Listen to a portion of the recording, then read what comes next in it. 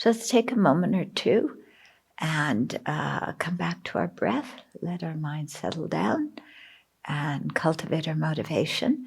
And then we'll begin with chapter 34, which is called Compassionate Thinking and Mentalizing. Mentalizing is a word that a psychologist made up. It sounds like one a psychologist would make up. Yeah, like what in the world does that mean? Well, we'll get to it. Okay, so come back to your breath.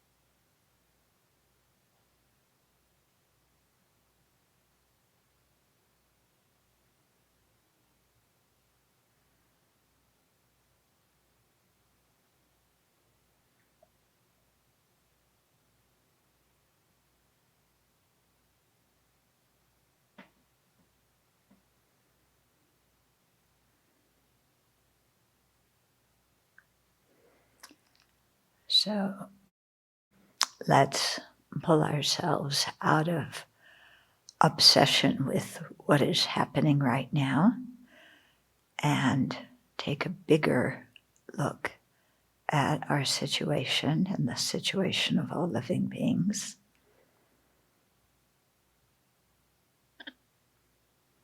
Seeing that we are all stuck in cyclic existence under the force of our ignorance, which gives rise to afflictions, which give rise to polluted actions or karma, and that the seeds of that polluted karma ripen in terms of our rebirths and our experiences. So if we want to have real freedom, we have to stop the polluted karma. To do that, stop the afflictions. And to do that, totally eradicate ignorance.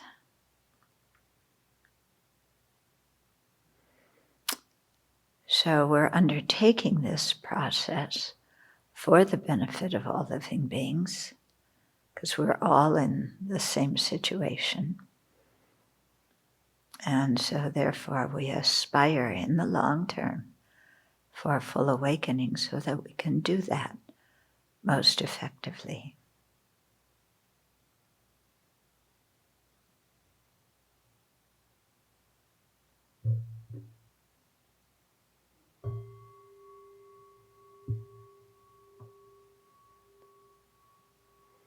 Okay, here we are. So this is Russell's chapter.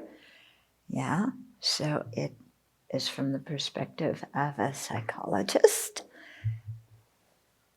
And it's quite interesting. Yeah. So he says, if we're committed to deepening our compassion over time, we'll want to pay attention to our thoughts. As we've discussed before, we all have lots of different thoughts as we go through life. Happy thoughts, sad thoughts, kind thoughts, cruel thoughts, jealous thoughts, and loving thoughts. Boy, we're pretty busy, aren't we? It is best to avoid getting upset and shaming ourselves for having these thoughts. Why? Because shaming ourselves doesn't do any good. It just gets us stuck. At the same time, we know that repeatedly engaging in certain types of thinking creates the habit to think that way in the future, as we're wearing in the mental patterns associated with these types of thinking. So the more we think in that way, we're setting up that habit, and the more we'll continue with it. And the problem is that we think that way of thinking is correct. You know, the jealous thoughts, the happy thoughts, the critical thoughts, the proud thoughts. We all think that our thoughts are correct. And that's what the problem is. We don't realize how incorrect those thoughts are. Mm-hmm. To develop compassion, we want to choose and nurture the sort of thoughts we wish to have in the future and redirect ourselves when we find we're thinking in ways we don't want to cultivate. Okay, so to catch the unproductive way of thinking, even though we think it's correct, and do some analysis to see why it's incorrect, and then change it to more beneficial and more realistic ways of thinking. Okay, so this is similar to tending plants we wish to grow in our garden and plucking out the weeds. So that's, I think, why Thich Nhat Hanh talks about watering the seeds in our mind and watering the seeds in other people's minds. So we have to see what we're watering, because what we water will grow. Yeah. One way to understand compassionate thinking is to contrast it with threat-based thinking, the sort of thinking that focuses our minds on ourselves and how best to keep us comfortable in any given moment. Okay, so it's a very self-protective way of thinking. It focuses on me. Remember, the star at the center of the universe, and my happiness, particularly right now. Okay, where self-protective, threat-based thinking sees suffering and attempts to limit our exposure to it by labeling or avoiding it. For example, by explaining it away or blaming it on the person who is suffering. Compassionate thinking considers the other person and seeks to figure out what's really going on in the situation. Okay, so this is talking about a situation where there's some conflict with somebody else. Yeah, and so when we get stuck in, this person's criticizing me, and why are they bullying me around, and everybody always does this, and the world isn't fair, that way of thinking, we usually explain it away, yeah, or we blame it on the other person who is suffering in their own way, because when there's conflict, believe it or not, we're not the only person suffering in it. Yeah, the other person is suffering too. Yeah, it's interesting how in conflict we never think the other person's suffering, do we? Yeah, we usually just think that they're,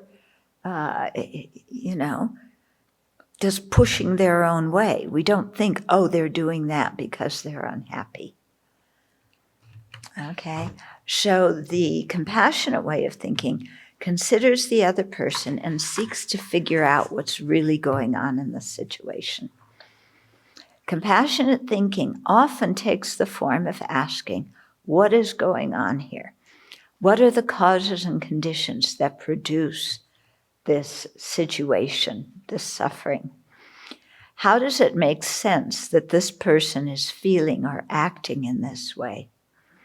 While threat-based thinking judges and blames, compassionate wisdom seeks to understand suffering, what is happening, why it is happening, and what can be done to help. Okay, so one of the questions that he poses here Yeah, how does it make sense that this person is feeling or acting in that way? Yeah. In other words, what are that person's feelings and what are their needs in the situation, if we put it in nonviolent communication language? Okay. Now, what I've found regarding this is before I ask myself that question, I need to calm my own mind down. Because if I don't, then when I ask that question, how does it make sense that this person is feeling or acting in that way?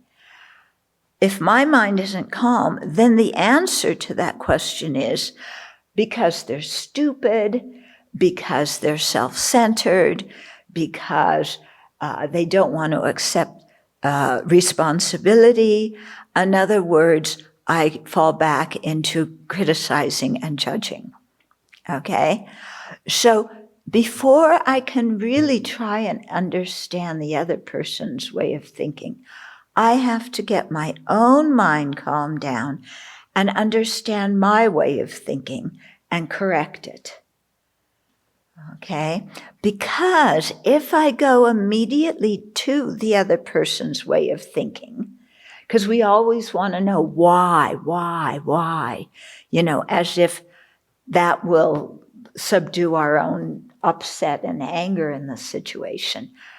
It doesn't always, yeah. If I say, why is that person feeling the way they are, then it's very easy that I start psychologizing about them, And we all play miniature psychologists. We've read enough self-help books.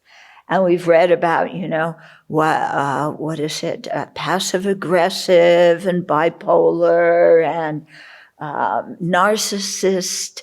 Yeah, this is the big ones nowadays. What is this? Narcissist disorder and children who act out, defiant,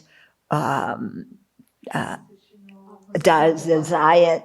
Yeah, a kid who can't settle down, defiant, oppositional disorder, and we start psychologizing about other people, completely ignoring what's going on in our mind, attributing our diagnostic labels on their suffering. Okay, so I think we have to be very careful here. And I found myself that I really need to calm my own mind first before really getting into understanding where the other person's coming from. It doesn't mean my mind needs to be completely calm, but if I'm very upset, there's no space in my mind to think really about what the other person's feeling or needing. Whereas threat-based thinking is narrow, biased, and tightly focused, compassionate thinking is broad and flexible. It sounds so easy, doesn't it? Yeah? It's threat-based thinking is like that. I don't want that. Compassionate thinking, broad and flexible. I'm broad and flexible. That person just needs to do what I want them to do. Okay? We are able to consider and understand the situation from different perspectives. That's the key, what we have to do. Compassionate thinking can move back and forth between empathizing and problem solving. Although I think at the beginning, empathizing needs to be emphasized. Too often we go to problem solving right away. Okay? And half the time, the problem is that we just want to be heard and we want some empathy. So if we emphasize empathy at the beginning, it might solve some of the problem without getting into all of our do this and don't do that. And, you buy the groceries on Monday and I buy them on Tuesday kind of stuff. Okay? So compassionate thinking can also move back and forth between directing warmth and acceptance to those who are suffering and seeking pragmatic solutions to address the causes and conditions that create and maintain that suffering. And again, that is done when our mind is open and calmer. Otherwise, we cannot listen to other people. Maybe you people can. I can't. Yeah. And they say, I mean, this is another thing the psychologists say, when you're really upset, there's a period called the refractory period where you cannot take in any new information that disagrees with what you already think. So if we try and understand the other person during the refractory period, we're not going to be able to take any of the information in, okay? Because our mental attention is just like this around, how much I am suffering and what they did to me and how unfair the world is. So some may classify these types of thinking in stereotype, gender-based, either-or sorts of ways. Women empathize, men problem solve and give advice.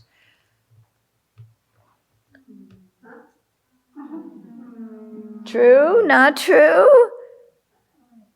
I think there's some truth to it, actually. Women are pretty good problem solvers. Huh? Women are pretty good problem solvers. Yeah, women are good problem solvers, but in the heat of a conflict, well, yeah, the women don't always empathize. But I think in terms of being people pleasers and taking on responsibility for other people's feelings, I think women are socialized to do that more than men. Yeah. And so that's probably where the stereotype of women empathize comes in, because women feel that they have to, understand everybody and that the responsibility for everybody's happiness relies on them, okay? Whereas, a common complaint among, for men is that the women just want to hear and want to be heard and understood, and the men don't take time to do that. They immediately come in as Mr. Fix-It with their pliers and try and fix the situation, yeah, which isn't always what people want. But these are not hard and fast. I mean, they're stereotypes. They may have some truth, but there's certainly not anything that pigeonholes everybody of a certain gender into a specific role. Yeah. Yeah. I'm on a campaign against people pleasing because I can see the problems that happen when people get into people pleasing, and you empathize so much. You're not, it looks like you're empathizing, but what you're really doing is scouting out the situation so that you can fix it in your way so that other people will like you and nobody will reject you. Yeah. And that becomes very problematic because then we aren't up front. Yeah, we aren't up front. We're operating under a seemingly compassionate motivation that is actually self-centered. Yeah, and it often gives people mixed messages. Yeah. I'm thinking of battered women. Yeah. Battered women often, empathize so much with the man who's beating them that they don't leave because they want to protect him from pain and they feel sorry for him. And, he just got angry and he just needs some more TLC and, and that's not safe for a woman or for kids. Okay? And that just perpetuates the situation. Okay?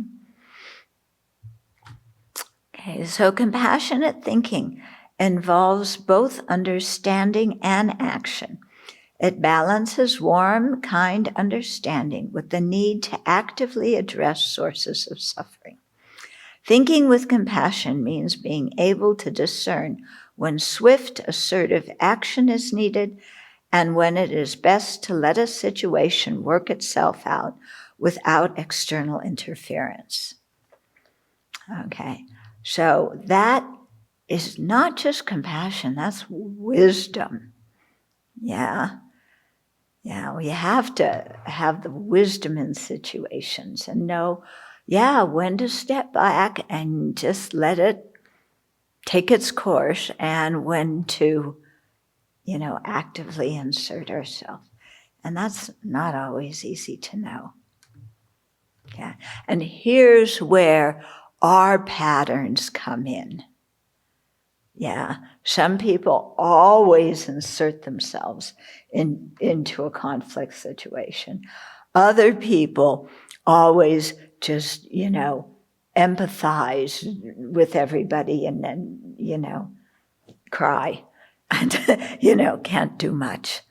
So this is where we have to learn to be flexible and really see, what kind of action on our behalf, from our side, is helpful in any situation.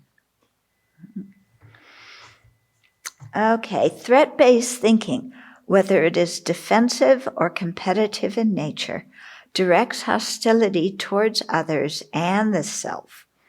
In doing so, it keeps us feeling threatened, fueling negative emotions, and causing us to engage in even more threat-related thoughts and imagery. Right or wrong? Is this how your mind works? You bet. Okay. So they didn't just criticize me today, but this is a pattern that has been going on for months. No, actually years, and probably lifetimes. And that's why I am so messed up. Okay, I mean, we just keep reinvesting in our threat-based thinking. Okay, we reinvest, we collect more interest. Yeah. On the contrary, compassionate thinking is warm, kind, and gently encouraging. Although sometimes it is really straightforward and to the point. Because it has to be. Otherwise, people don't get it. Yeah? So I can see that, sometimes with the way my teachers speak. It's like, it's not warm and fuzzy and, oh, poor disciple, your feelings got hurt, boo-hoo. It's like, do you want to be a bodhisattva or not? Yeah. One time I went whining to one of my teachers, I was, after she left Dorje Pommel, I was director for a while. And, nobody, all these problems and people criticizing me and no. So I went to whine to my teacher. Nobody likes me, everybody hates me. Yeah, I'm trying to do my best. And he looked at me and he said, people criticize the Buddha too.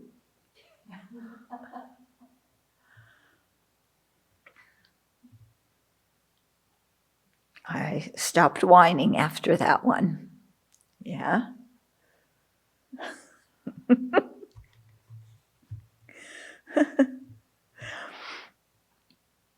Okay.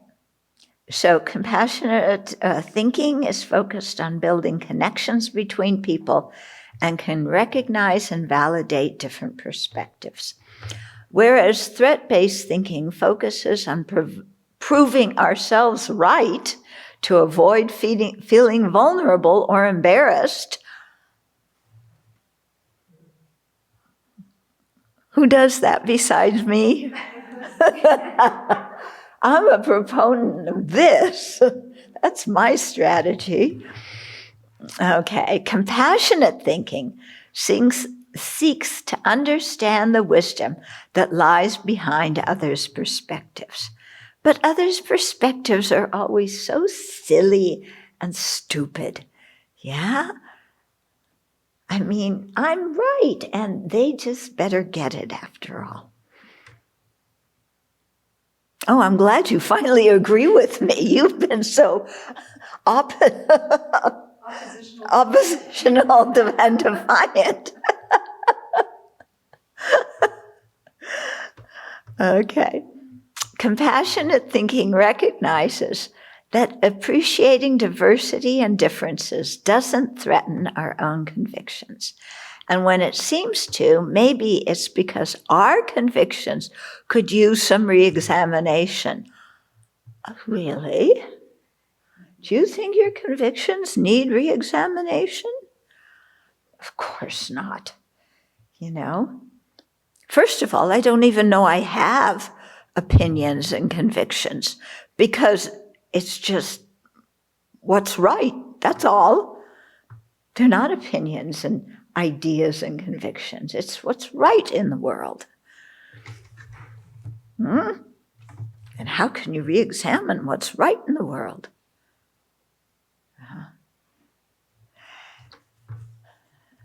Anybody, people think like that? Any of you think like that? Yeah.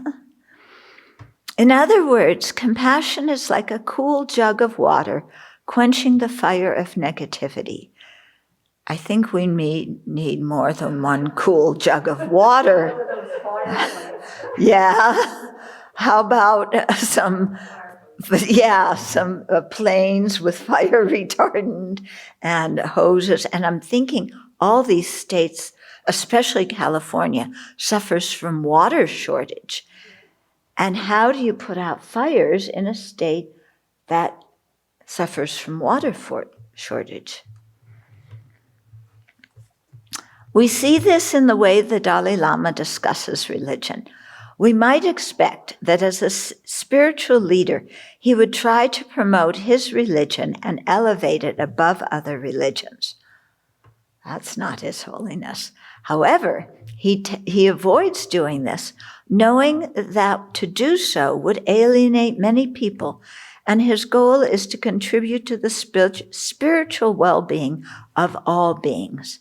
And also because I think he sincerely believes that depending on a person's disposition at any particular time, another religion may be the most beneficial thing for that person.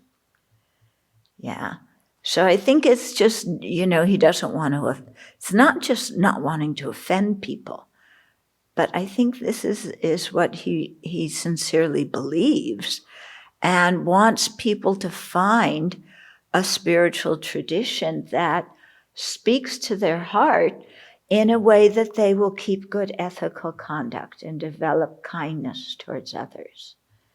Yeah, because those values are not religious, and they're the foundation of human happiness. In fact, recognizing and respecting that different people are more or less suited to different spiritual approaches, he discourages Buddhists from proselytizing. Instead, he encourages people to follow the path that works best for them in building happy lives, and balances giving very scholarly Buddhist teachings to appropriate audiences with doing Buddhist talks and writing books that speak directly to topics of concern to people of all faiths and of no faith. So his books, The World in a Single Atom, the Ethics for a New Millennium, all these kind of books written very much for a secular audience. To him, secular means including all religions. That's what it means in India. Okay. Here, secular tends to be apart from religion. Okay. He similarly speaks of science in an open-minded way, even going so far as to say that if science disproves some aspect of Buddhism, Buddhism must change. This is the perspective of compassionate thinking. Moved by suffering and the desire to address it, we seek to understand and help, to grow and improve, even when it may mean being vulnerable, and even when it means we may need to change. In embracing compassion, we need to surrender our desire to prove ourselves right. Surrender our desire to prove ourselves right. Okay? So, what I find so interesting is religions, all religions across the board, talk about ethical conduct, love, kindness, compassion, helping the poor and needy. All the religions talk about this, okay? Being tolerant, being inclusive. The doctrine is like that. The religious institutions, not so. And some of the people who are most religious or convicted, have conviction in the tradition, often are not so open-minded and accepting and tolerant and compassionate to others. It's very interesting, isn't it? You know, and it shows in that Sunday morning in America is the most segregated time in the country. Yeah. That's when everybody is with the people who look like and think like them. Yeah. It's really, somehow, you know, there's really a gap between what imperfect human beings teach when we teach the teachings of the awakened beings, and you know what people actually do. Yeah.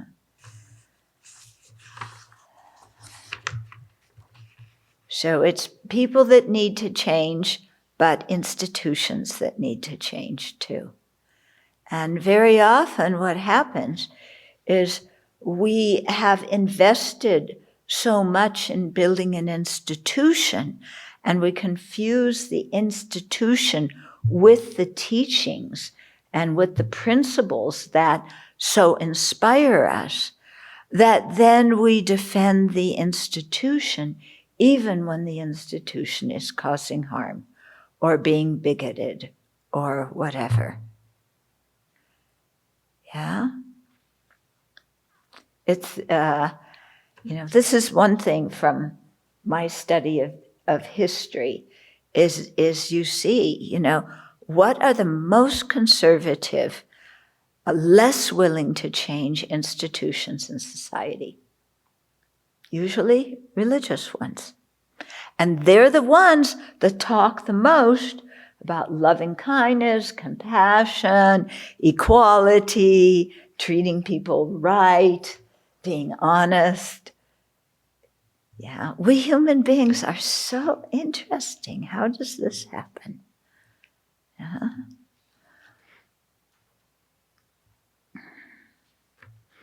When working to address the psychological source of suffering in others or ourselves, compassionate thinking can take the form of mentalizing. So there's a footnote, thank goodness, about this. Okay, so this is chapter 34. Let's see.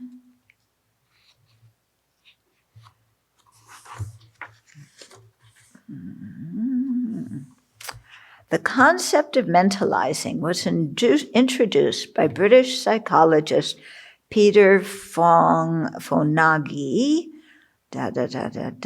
with his articles and how you can find his articles, the bibliography of his articles, but doesn't define it. Okay, we'll see. Mentalizing involves considering the mental causes that are at the heart of our and others' behavior. We inadvertently bring much of our suffering on ourselves by engaging in the very actions that lead to our own suffering. Isn't that true? We shoot ourselves in the foot all the time. Okay, as we've discussed, when we see ourselves or other people doing this, we can easily become critical, blaming, or shaming. In contrast with mentalizing, we consider that our actions have causes that originate in our minds based in our perceptions, interpretations, motives, desires, needs, beliefs, and previous experiences. In Buddhist languages, this means that we reflect on causes and conditions. Okay? As with other forms of compassionate thinking, mentalizing often takes the form of asking questions. What might be going on in this person's mind that influences them to act in this way? What need is this person trying to meet? What does their behavior tell me about how they may be perceiving or interpreting this situation? Often, when we are able to slow down, stop the negative labeling, and understand what is going on in another person's mind, their behavior makes sense, even if we do not fully agree with their approach. Okay? But the mentalizing is asking ourselves why this other person's doing what they're doing and what their needs or concerns are. How about going and asking them? Instead of psychologizing, how about going and asking them, what are you feeling for in this conflict or in this situation? What is it that isn't really important to you? Yeah, because sometimes, we can go round and around in circles trying to answer these questions when it's actually much easier to go and ask the person. And then that person probably will feel like, oh, we're beginning to get it, and we are interested in them, and then we can offer some empathy. Yeah. So sometimes it's good, just go and ask the other person. Because I know for me, sometimes it took so long for me to understand what a conflict was about. Okay, so take a conflict of a teenager with their parents. Okay, anybody had that conflict? Yeah? Okay, so my conflict was I had to be home, it seemed like earlier than all my friends did. And if I couldn't be home on time, I had to call. Because, and I'm not exaggerating, if it was 1 minute after my curfew time and I wasn't home, my mother was a worrier, and she would be, and she threatened this, and I knew she would do it. She would be on the phone with the police. My daughter's been kidnapped. She's been in a car accident. She would be hysterical. The police officers would be going, ay vey, and I would be sitting out somewhere with my boyfriend, without a phone, because they didn't have phones to call your mother in those days. Okay, so For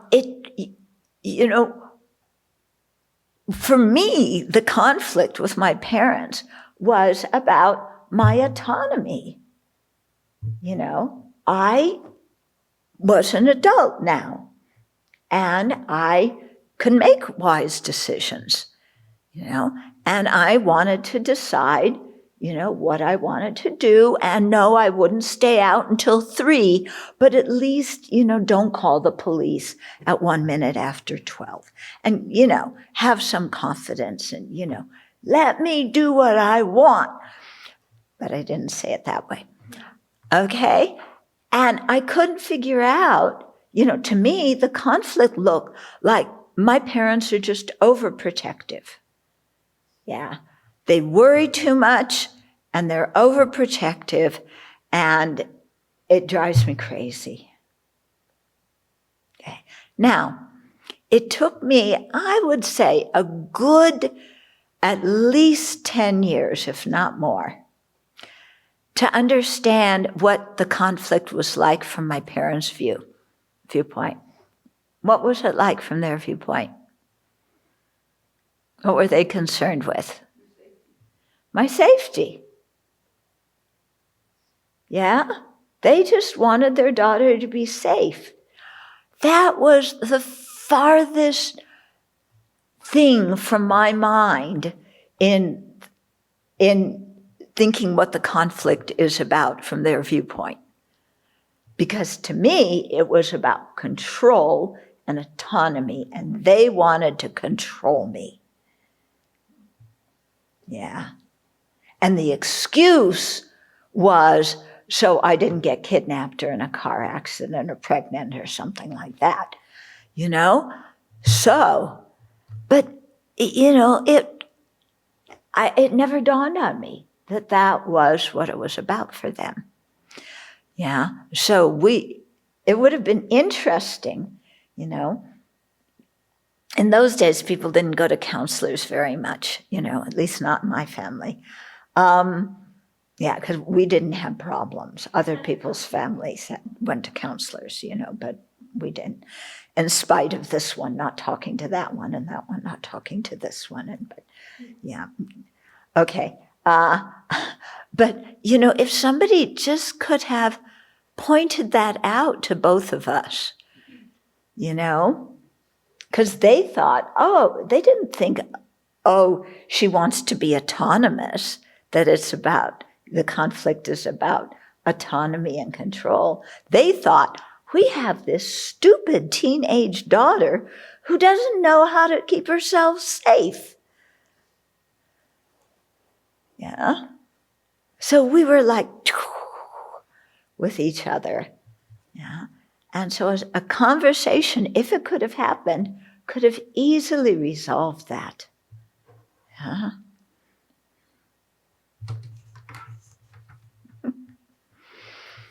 Okay. Okay.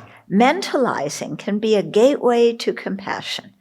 When we see that hostile racism, sexism, or political hatred are based on misperceptions, for example, that people different from oneself will take away all the jobs for people like me, we can understand that this hostility is based on fear and insecurity. We'll know that to overcome it, we need to find a way to help this person feel safe. And to give them equal opportunity is probably the best way for them to feel safe. Rather than labeling this person as a selfish idiot or a radical leftist, we can see that he or she is suffering and recognize that when the suffering is addressed, the hatred will abate. But it's not only radical leftist, it's also labeling the people as radical alt-right. And, these people from the religious right, what are they thinking? And these Marxists from the radical left, what are they thinking? And, Nobody can understand anybody else. In short, once we understand what is going on in another person's mind that is creating their suffering, we're better equipped to help them. Yeah, both sides are just saying, I feel scared in a changing society. Yeah? I feel scared in a changing society. I'm not sure who I am, where I belong, if I'm going to have equal access to opportunities. Yeah. We can also apply mentalizing to ourselves, observing that we're doing something that is creating problems in our lives. Really? We do things that create problems in our life? I thought it was only other people who did that to us. Yeah. Do you do things that create problems in your life? Really? Okay. So if we observing that we're doing something that is creating problems in our lives, we can look more closely at it. How am I interpreting this situation? What need or desire is being served by this behavior? None.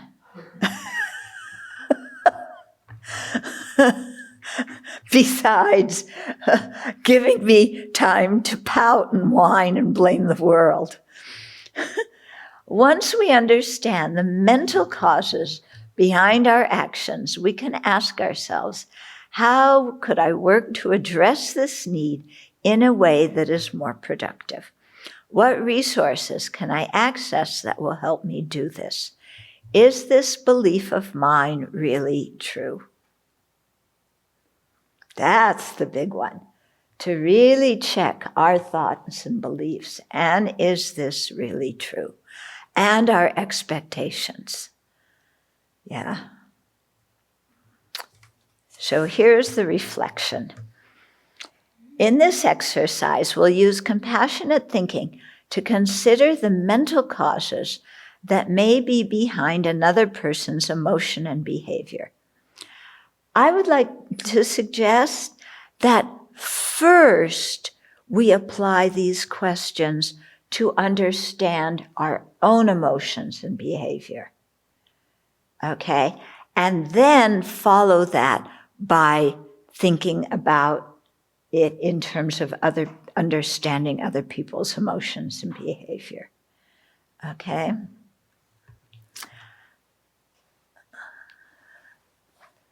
Yeah, because he said, once we understand the mental causes behind our actions, so first understanding that, then ask ourselves, how can I work to address the need in a way that is more productive?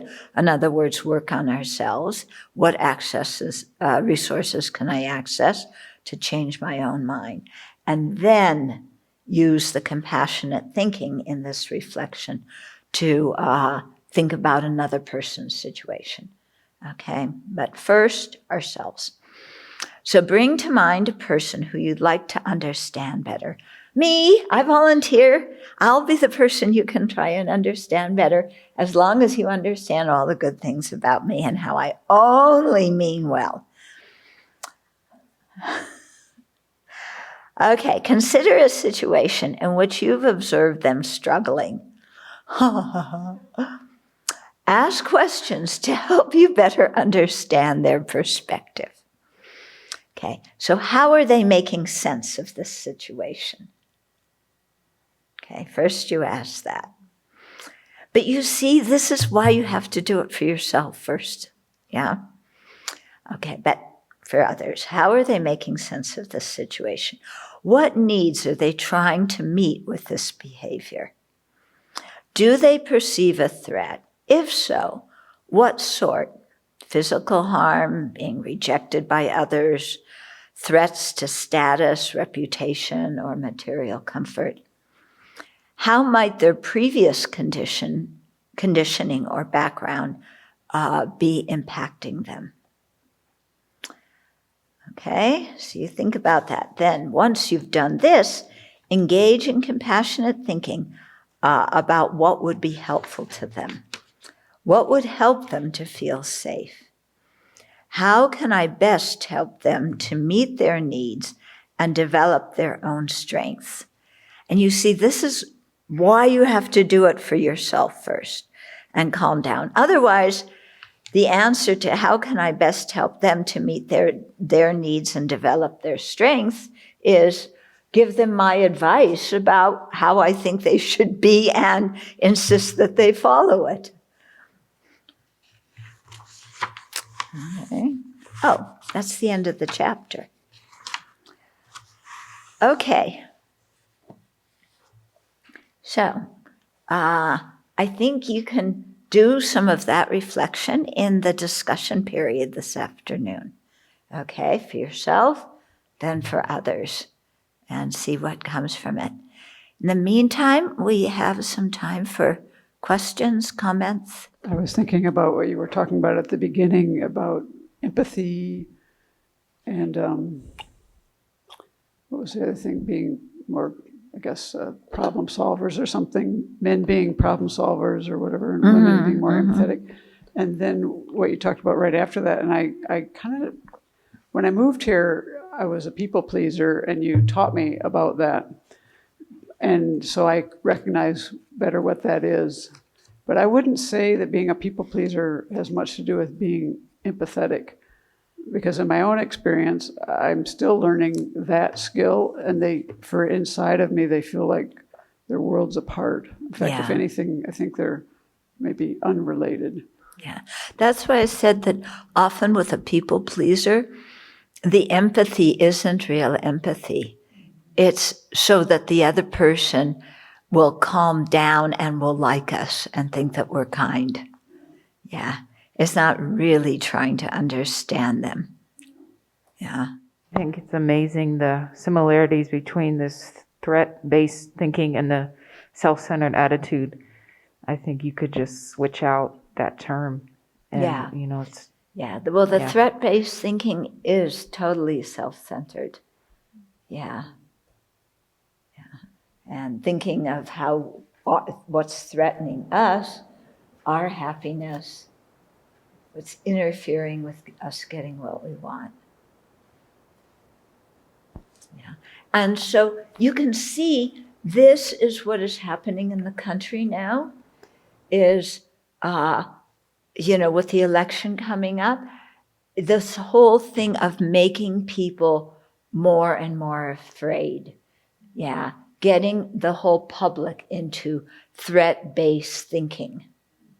If this one's elected, and if that one's elected, then, and then everybody just gets like this. It's like, I'm so threatened. My whole world's going to collapse unless my candidate gets elected because the other guy is out to Mars, and is going to destroy the country. Yeah. It's quite interesting what the two sides are accusing each other of. Yeah. The accusations are quite similar. Yeah. And the whole side, of course, one side, not my side, the other side, is doing more of the fear-based stuff. My side's doing more of the empathizing because I believe in empathy. The other side, oh boy. But you guys agree with me, so what I think must be right.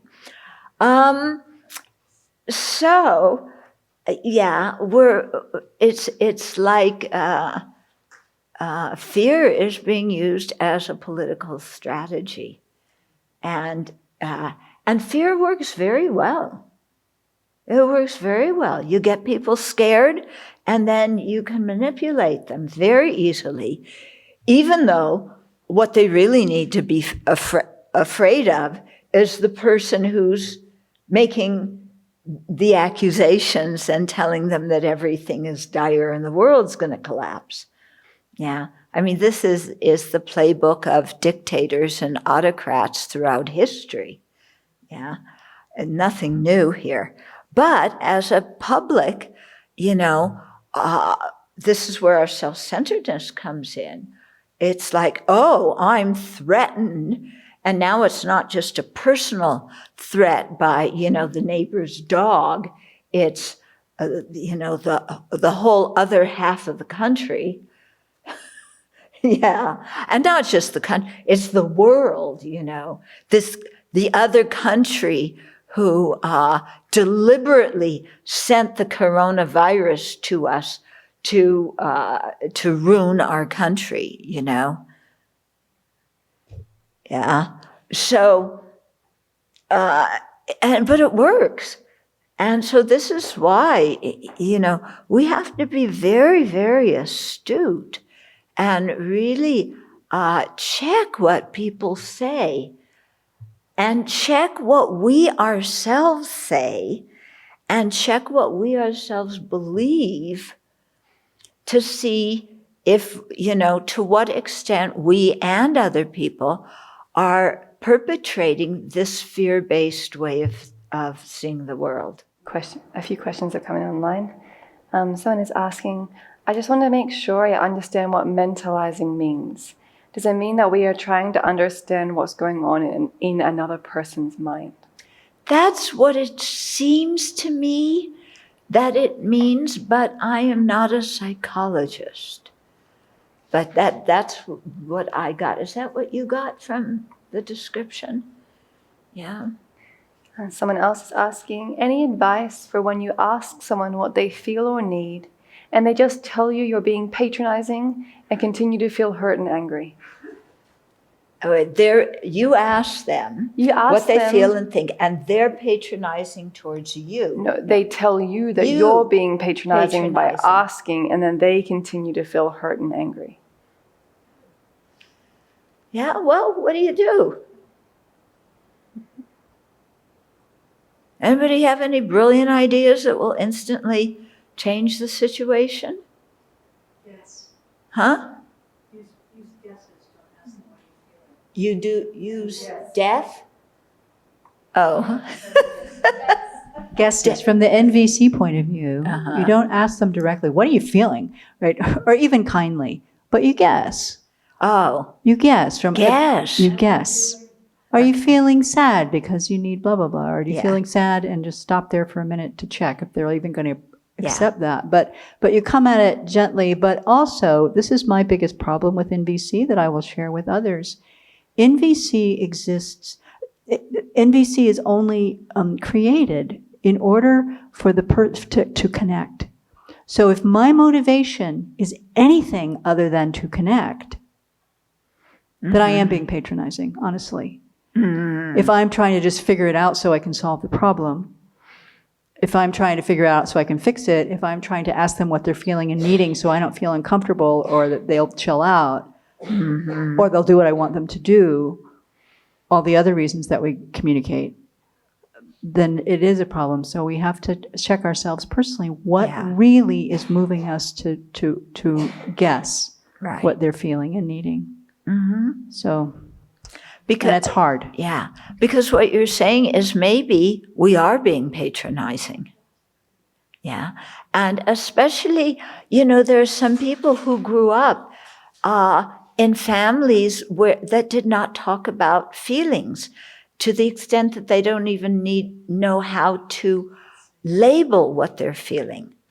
Or there's people who feel uncomfortable talking about feelings for whatever reason. So if you just come on with, well, what are you feeling and what do you need, that person, freezes. So, maybe the best thing, if they say you're being patronizing and they feel hurt and they say, leave me alone, maybe we should do what they ask us to do. Yeah? And see what our real motivation is for asking.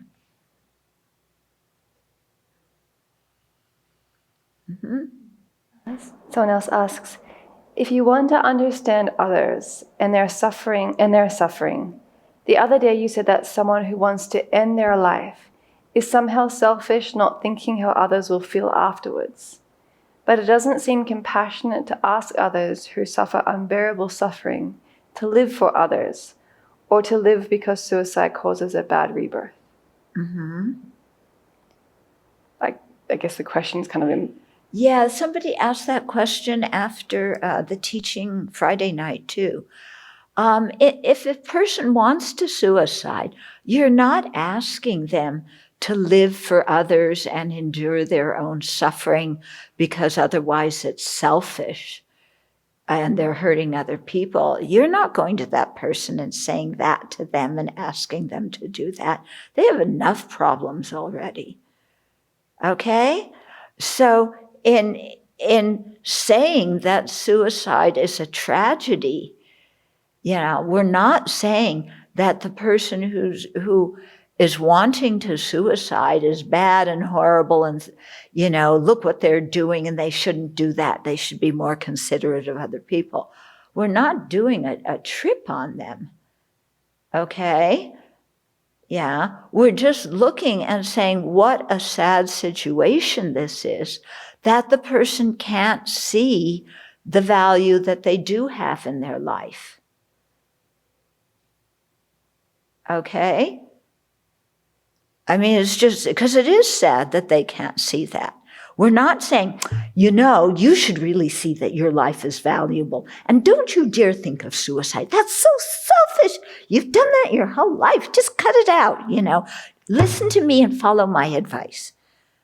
Come on. Yeah, that's not what's going to help somebody who is despondent like that. Okay? So I think this is a thing that people often misunderstand when suicide survivors talk. Yeah? Because the suicide survivors, in other words, the family that has and friends that have dealt with it, they have their feelings and needs too. Yeah, and the person who suicides has their feelings and needs too. And it's not a thing of pointing fingers at one side or the other and telling them that they're wrong and they're bad. Yeah, that's not what is going on here. Okay? Yeah. So earlier you pointed out how we don't even know that we have convictions and opinions. We just think they're facts and we're right. So can you recommend any ways that we can challenge these convictions that we have? Because, yeah, you're totally right.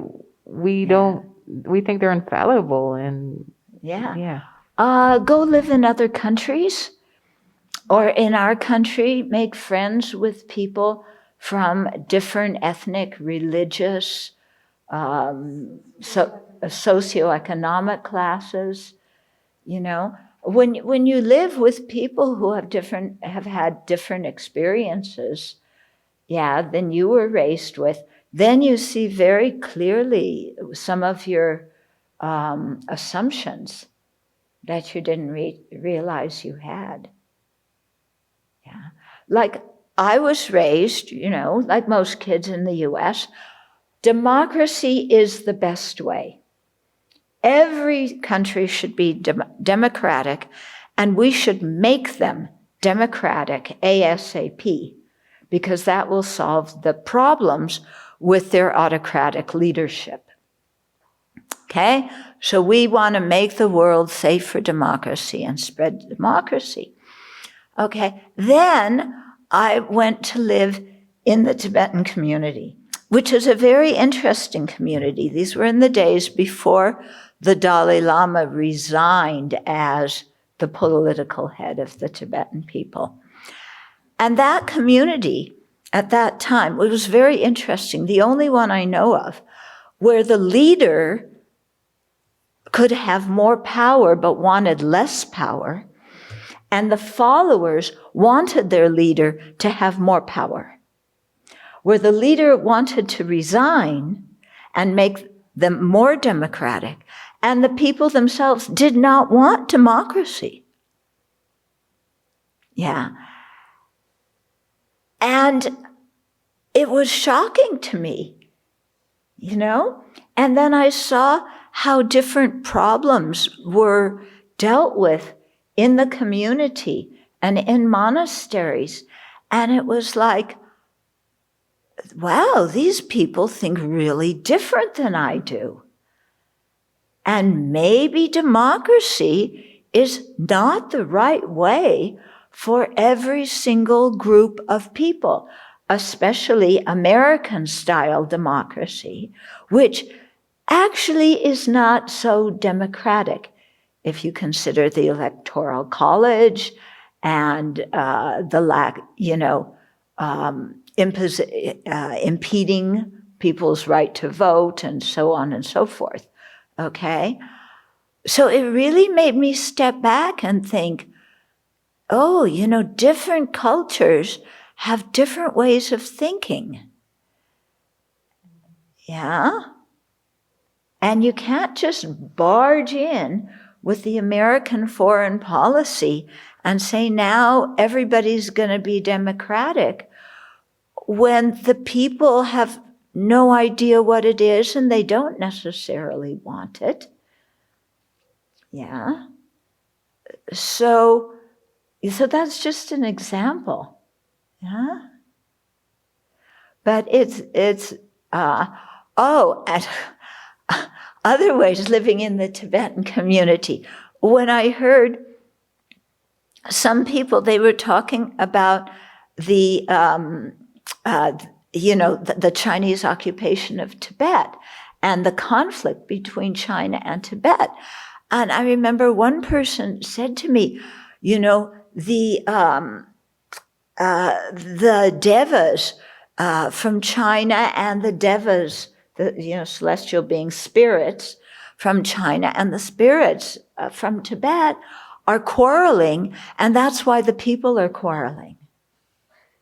And it's like, I never learned that in high school history class.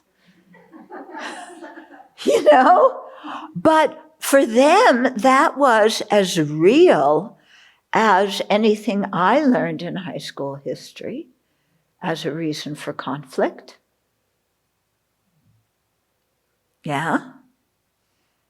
And how do you make some very important political decisions? You do a mo, you do a dough ball mo. You put answers in little pieces of dough and you whirl them around and see which one flies out of the vessel. Or you have a medium go into trance and they'll tell you. Okay?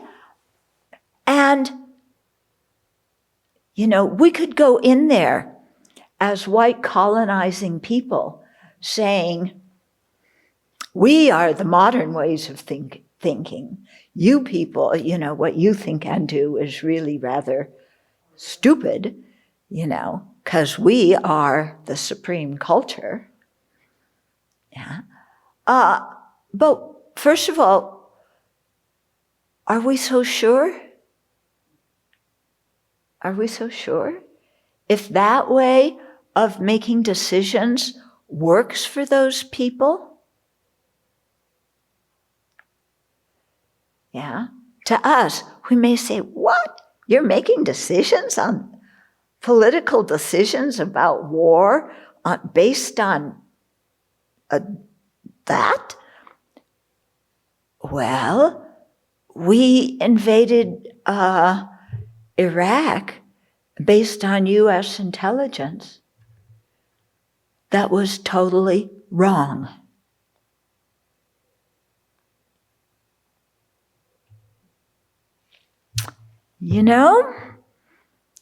So it makes you stop and wonder, if something works for a certain culture, who am I to say? Another question or just a comment? Yeah, one more. Okay. Someone asks, often when I am angry, I shut down and then go cry. I am trying to see how this might be related to the threat-based thinking. How can I better understand what's fueling my actions and apply compassionate thinking? Okay. Oh, another person who shut down and cries. I feel understood. Anybody else feel understood? I know a few of you do. There's a few people around here who shut down and cry. Yes, it's definitely threat-based thinking, isn't it? Yeah, it's really, and